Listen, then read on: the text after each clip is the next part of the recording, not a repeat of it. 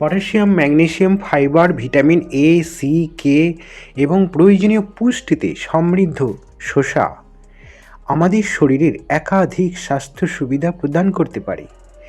নানা উপকারিতার মধ্যে শসা নিয়মিত খেতে পারলে হজমে সাহায্য করতে পারে এবং কোষ্ঠকাঠিন্য প্রতিরোধেও উপকারী। শরীরের ওজন কমাতেও শসা বেশ কার্যকারী ভূমিকা রাখে।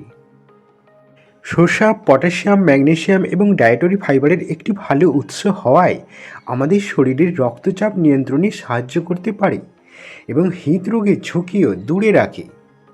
শসাতে থাকা ভিটামিন কে এবং ক্যালসিয়াম আমাদের শরীরের হাড়কে মজবুত করতে পারে এবং হাড় ক্ষয়ে যাওয়া প্রতিরোধ করতেও উপকারী।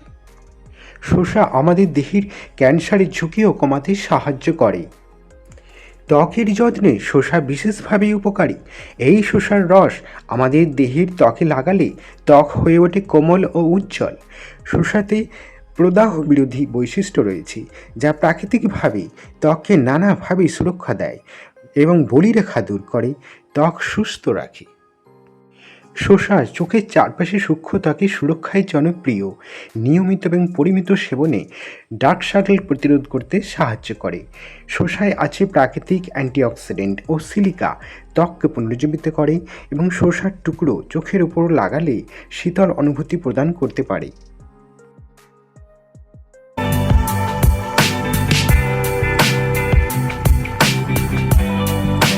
শসা খাওয়ার অনেক উপকারিতা থাকলেও এই শসাতে কিছু ক্ষতিকারক দিকও পরিলক্ষিত হয়।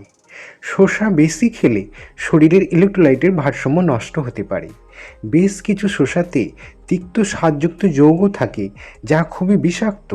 এই শসাকে এড়িয়ে চলা উচিত।